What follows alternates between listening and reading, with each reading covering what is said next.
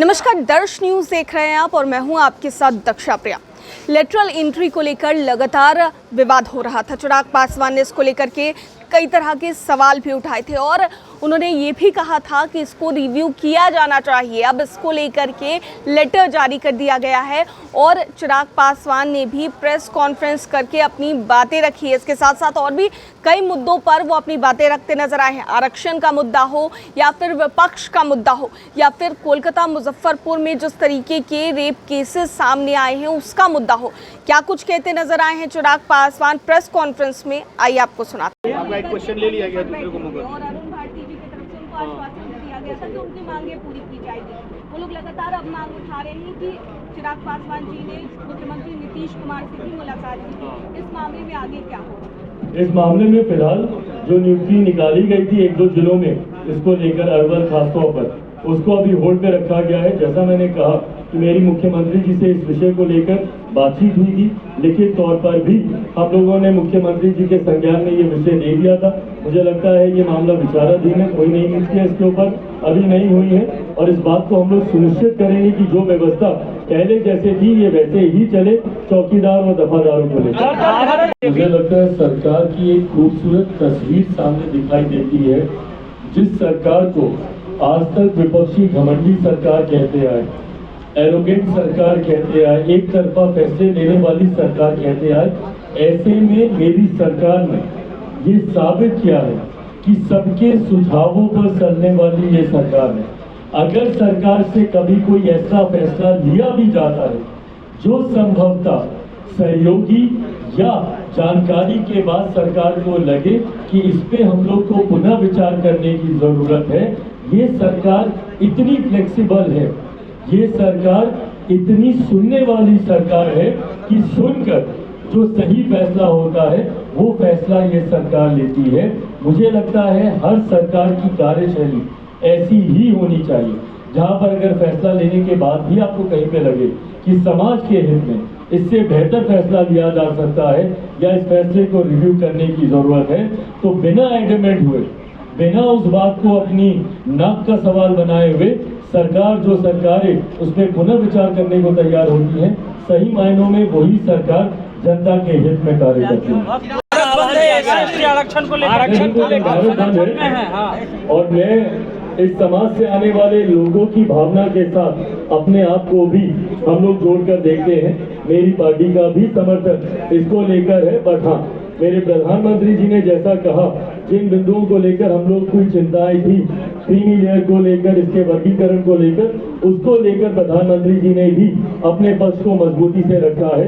आने वाले दिनों में भी हम लोग इस बात को सुनिश्चित करेंगे कि किसी तरीके का कोई क्रीमी लेयर का प्रावधान अनुसूचित जाति में नहीं होगा। उतरेंगे सर, सड़कों पर उतरेंगे। मेरी पार्टी का समर्थन रहेगा। The pressure of the opposition.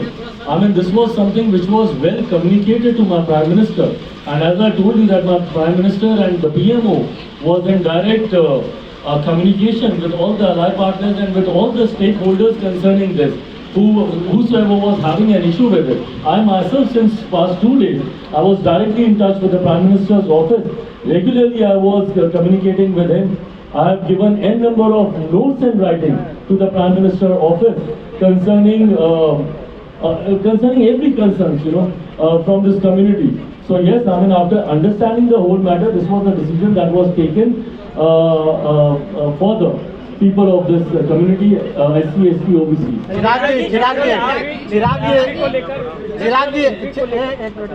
चिराग जी, चाहे वक्फ बोर्ड का मामला हो, चाहे लेटरल एंट्री का मामला हो, सरकार निर्णय ले लेती है। उसके बाद क्या ये निर्णय बीजेपी एक तरफा सहयोगी दलों को ले करके इसके विचार विमर्श किए बिना ले रही है, जिसके कारण विपक्ष को मौका मिल रहा है इसकी आलोचना का?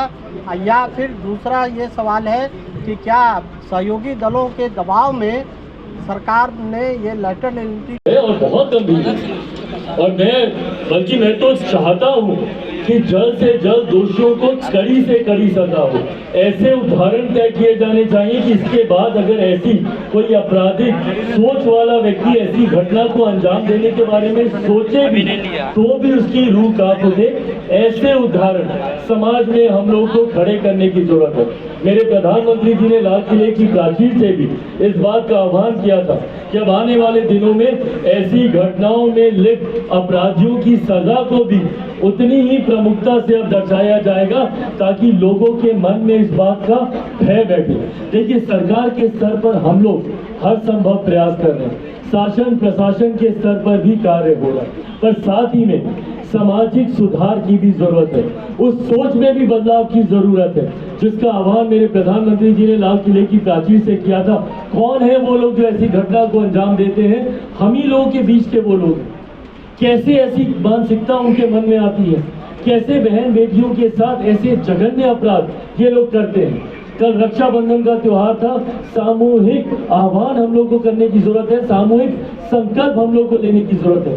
जिस दिन समाज का हर एक व्यक्ति जो सम्मान की दृष्टि अपनी बहन को जिस सम्मान की दृष्टि से देखता है उसी दृष्टि से देश की हर एक युवती लड़की को देखने लग जाए तो संभवतः ये घटनाएं नहीं घटेगी। पर हाँ, तब तक समाज में ऐसी आपराधिक सोच वालों के प्रति डर भी बैठाना जरूरी है जो सिर्फ कड़ी कार्रवाई करके होगा। और इसके लिए राज्य सरकार हो, केंद्र सरकार हो, सत्ता पक्ष की सरकार हो, विपक्ष की सरकार हो, सबको अपनी राजनीति छोड़कर एक मंच पर आकर इसके लिए उदाहरण तय करने होंगे।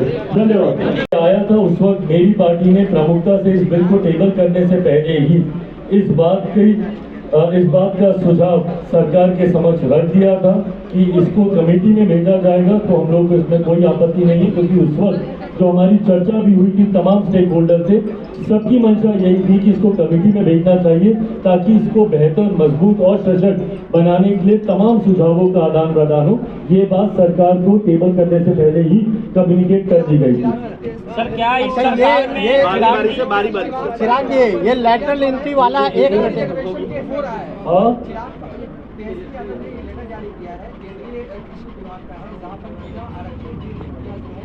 की जा रही है और सारी बताया उन्होंने कहा है कि आरक्षण को खत्म कर देना चाहते हैं। देखिए, विपक्ष सिर्फ अब ये मुद्दे उठाता रहेगा।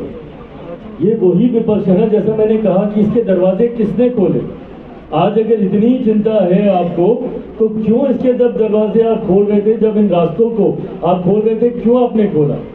आज जब मेरी सरकार ने ये फैसला लिया और कहीं ना कहीं एक प्रेसिडेंट सेट किया, एक उदाहरण सेट किया, आने वाले समय में भी, भाई कल को मुझे नहीं पता किसकी सरकार होगी, बट उस सरकार के पास ये उदाहरण के तौर पर होगा कि भाई ये नियुक्ति निकली थी और एक सरकार ऐसी थी, एक प्रधानमंत्री ऐसे थे नरेंद्र मोदी जी, जिन्होंने समाज की बड़ी आबादी की चिंताओं को सम्मान देने के लिए इस फैसले को वापस लेने का काम किया। क्या इस सरकार में आप ज्यादा मजबूत दिख रहे हैं? क्योंकि चाहे वो जेपीसी का मामला हो या वक्फ बोर्ड का मामला हो या अभी का मामला हो, इस सरकार में आप ज्यादा मजबूत हैं पहले की एनडीए सरकार से? आपको ऐसा लगता है? बात मजबूती की नहीं है, बात सही विषयों की है। जब मैंने, मेरे दल ने सही विषयों को सरकार के समक्ष रखा है, सरकार ने हमेशा उसका सम्मान किया। चिराग जी, आपने ये बता दिया, आपने ये बता दिया कि उस लेटरल एंट्री को लेकर के उसको रद्द कर दिया गया है। उसको प्रधानमंत्री जी से आपकी बातचीत हुई तो क्या आगे आरक्षण के जो नियम है या जो आरक्षण का प्रावधान है उसका पालन करते हुए ये निकाली जाएगी फिर वैकेंसी? देखिए, आने वाले दिनों में सरकार का क्या फैसला होगा वो चर्चा के बाद ही मैं आप लोगों के समक्ष रख सकता हूँ। केंद्रीय मंत्री के तौर पर मैं कोई ऐसी बात नहीं बोलूंगा जिसकी जानकारी फिलहाल नहीं होगी। आधे एक घंटे पहले ही इसको रद्द करने का फैसला हमारी सरकार के द्वारा लिया गया है। अब इस पर पुनः चर्चा होगी और पुनः चर्चा के बाद जो फैसला लिया जाएगा वो आप लोग के साथ साझा किया जाएगा। और मैं एक बात को मैं स्पष्ट कर दूं, मेरी पार्टी पूरी तरीके से इस बात को लेकर समर्पित है कि केंद्र सरकार या किसी भी सरकार के द्वारा कोई भी नियुक्ति निकलती है उसमें आरक्षण के प्रावधानों का एप्लाई करना ही होगा, कोई ऑप्शन नहीं है। जैसा मैंने कहा कि एक सरकारी क्षेत्र ही है जहां पे इसके प्रावधानों को आप लागू कर सकते हैं। अगर यहाँ पे भी लागू नहीं किया जाएगा तो ये बहुत बड़ी चिंता का विषय होगा। तो ऐसे कोई भी सरकारी नौकरी इसमें निकले उसमें इसको इम्प्लीमेंट किया जाना चाहिए। नहीं किया जाता है तो मेरी आपत्ति रहेगी ही रहेगी। कल भारत बंद है सर, कल भारत बंद है SC/ST कोटा को लेकर के।